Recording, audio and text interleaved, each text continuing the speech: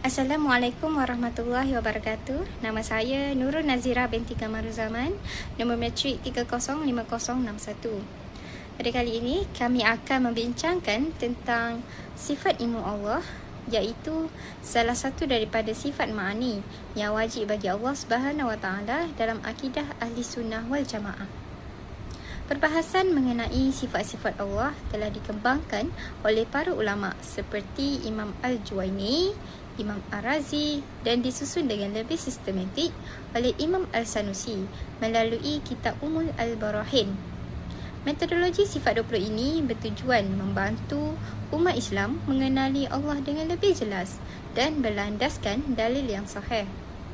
Di Malaysia, pengajian sifat 20 telah lama berkembang melalui karya-karya ulama tempatan dan terus menjadi asas penting dalam pendidikan akidah Islam.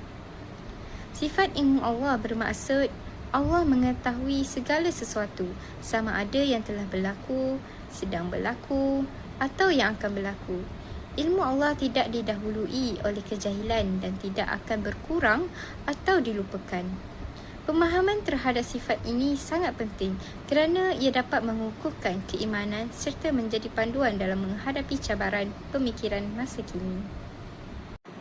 Jadi antara objektif bagi kajian kami ialah untuk menjelaskan sifat ilmu Allah menurut akidah Ahli Sunnah wal Jamaah. Seterusnya menghuraikan konsep ilmu Allah berdasarkan Al-Quran dan hadis, dalil syarak, akal dan sains. Serta kami akan menjelaskan cara menghayati sifat ilmu Allah dalam kehidupan seharian. Assalamualaikum. Nama saya Nur Hidayah binti Muhammad Ali dan nombor matrik 306688. Seterusnya, saya akan memberitahu tentang konsep sifat ilmu dalam sifat Allah 20.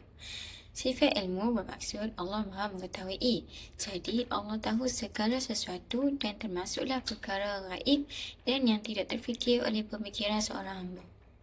Ilmu Allah sangatlah luas dan sempurna kerana ianya tidak terbatas, tiada permulaan maupun pengakhiran. Selain itu, ilmu Allah tiada perantaraan dan Allah mengetahui segala perkara dalam satu masa atau serentak, termasuklah rahsia hati manusia. Ada perumpamaan tentang ilmu Allah ini, iaitu jika air laut dijadikan dakwat untuk menulis ilmu Allah, dakwat itu tidak akan mencukupi, lalu membuktikan yang ilmu manusia ini sangatlah terbatas. Kepandaian manusia ini hanyalah pinjaman Allah yang sementara dan ilmu itu akan berhenti setelah kematiannya. Di samping itu, sifat lawan bagi sifat ilmu Allah ialah jahil ataupun tidak pandai. Mustahil bukan Allah bersifat jahil kerana itu merupakan sifat makhluknya dan bukan sifat Allah. Terdapat bukti dalil dan secara saintifik yang menunjukkan mustahil Allah bersifat al-jahlun. Untuk dalil Allah bersifat ilmu, terdapat dua dalil, iaitu dalil nakli dan dalil akli. Sebelum itu, saya akan menerangkan dalil nakli terlebih dahulu.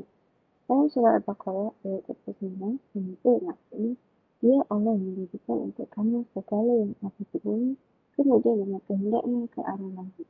Lalu dijadikan 7 langit yang sempurna. Dan ia maha mengetahui tiap-tiap sesuatu. Dalam surah Al-Baqarah ayat 77 pula ada menyebut yang membawa maksud mereka berani berkata demikian dan tidakkah mereka ketahui bahasanya Allah mengetahui apa yang mereka rahsiakan dan apa yang mereka nyatakan. Dan yang terakhir adalah dalam surah Al-An'am ayat 59 ada menyebut maksudnya dan Allah mengetahui apa yang ada di darat dan di langit dan tidak cukup pengetahuan pun mungkin yang mengetahuinya.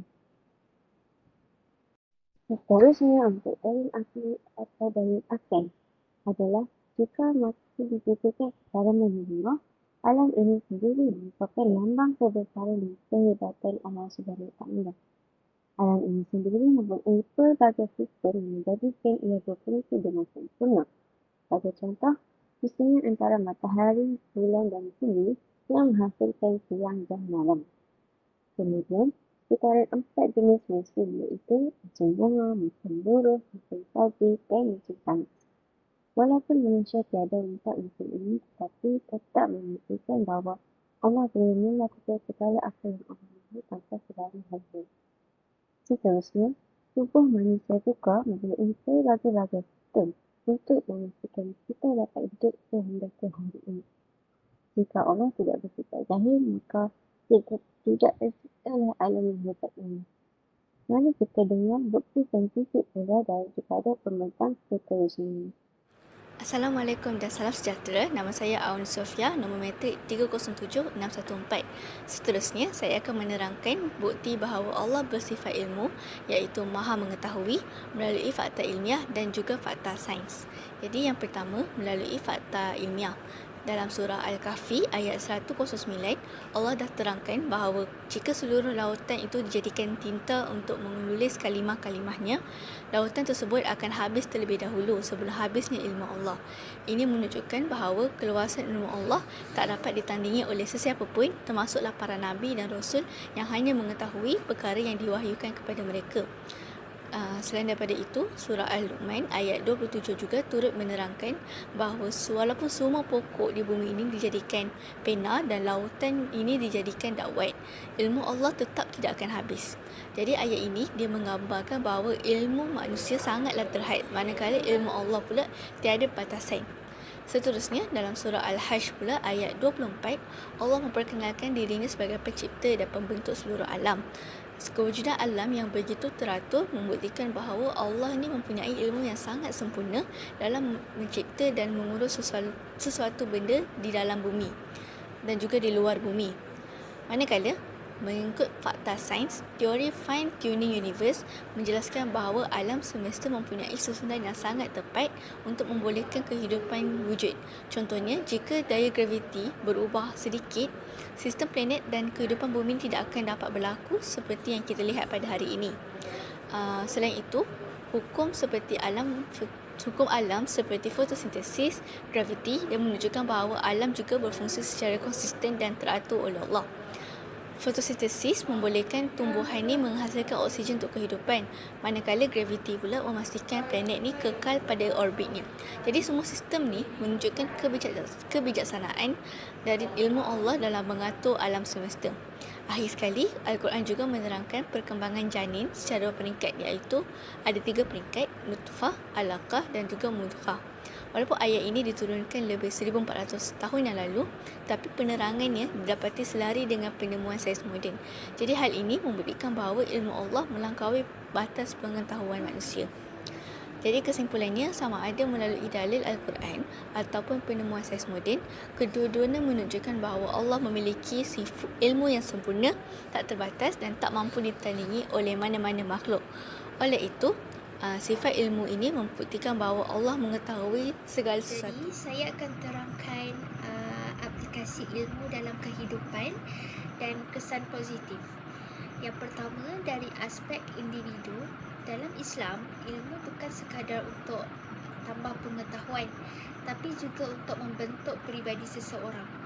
Apabila seseorang menjadikan Al-Quran dan hadis sebagai panduan, dia akan lebih mudah untuk mengawal diri dan memahami tanggungjawabnya sebagai seorang Muslim. Jadi disebabkan itu, ilmu dapat melahirkan individu yang berakhlak baik, lebih berdisiplin dan mampu membuat keputusan dengan lebih bijak dalam kehidupan seharian. Seterusnya ialah dalam bidang pendidikan, Islam sangat menggalakkan umatnya untuk menuntut ilmu, sebab ilmu adalah asas kepada kemajuan sesebuah masyarakat. Jadi melalui pendidikan, pelbagai bidang ilmu dapat berkembang dan memberi manfaat kepada manusia. Kesannya, masyarakat akan menjadi lebih berpengetahuan, lahir generasi yang berilmu serta berakhlak, dan pada masa yang sama juga perkembangan sains dan teknologi juga dapat dipertingkatkan. Akhir sekali ialah dari aspek pemerintahan. Ilmu penting dalam memastikan sesebuah negara ditadbir dengan baik berdasarkan prinsip keadilan, amanah dan tanggungjawab. Pemimpin yang berilmu dapat membuat keputusan yang lebih tepat demi kepentingan rakyat. Oleh itu, hak rakyat dapat dipelihara, pentadbiran menjadi lebih telus dan negara dapat mencapai keamanan serta kemakmuran. Assalamualaikum warahmatullahi wabarakatuh. Nama saya Aisyah Damia binti Hassan, matrik nombor 307608. saya akan membentangkan mengenai isu iaitu isu salah tafsiran terhadap konsep ilmu Allah Subhanahu Wa Taala yang tidak terhingga dalam masyarakat kontemporari. Jadi, secara asasnya Islam mengiktirafkan bahawa ilmu Allah Subhanahu Wa Taala ini sangat luas dan tidak terbatas. Namun, terdapat segelintir masyarakat yang salah memahami konsep ini dengan menganggap bahawa semua jenis ilmu ini boleh dipelajari tanpa batasan. Termasuklah ilmu-ilmu yang bercanggah dengan syariat seperti ilmu sihir dan juga tilik nasib. Jadi antara punca salah faham ini adalah kurangnya kefahaman akidah yang betul. Ramai individu yang tidak mendapatkan ilmu daripada sumber-sumber yang sahih seperti Al-Quran, hadis dan juga daripada ulama-ulama yang berkelayakan. Selain itu, ada juga yang terlalu mengagungkan akal sehingga mengabaikan batas yang ditetapkan oleh syarak. Pengaruh media sosial juga turut menyumbang kepada penyebaran maklumat yang tidak tepat berkaitan dengan ilmu dalam Islam ini. Faktor lain yang menyumbang kepada penyelewengan ilmu ini adalah kegagalan untuk membezakan antara ilmu yang bermanfaat dan juga ilmu yang dilarang. Di samping itu, kepercayaan budaya dan juga amalan mistik yang masih diamalkan dalam sesetengah masyarakat menyebabkan ajaran Islam ini bercampur dengan unsur-unsur khurafat. Jadi, kesan daripada salah faham ini sangat besar terhadap akidah dan juga masyarakat. Individu boleh terjebak dalam amalan syirik serta bergantung kepada pomoh, peramal ataupun kuasa-kuasa mistik. Selain itu, masyarakat juga menjadi sukar untuk membezakan antara ilmu yang benar dan juga ilmu yang palsu dan seterusnya menyebabkan penyebaran ajaran yang menyimpang. Jadi, bagi mengatasi masalah ini, umat Islam perlu memperkukuhkan pendidikan akidah melalui sumber-sumber yang sahih dan juga bimbingan daripada ulama yang berkelayakan.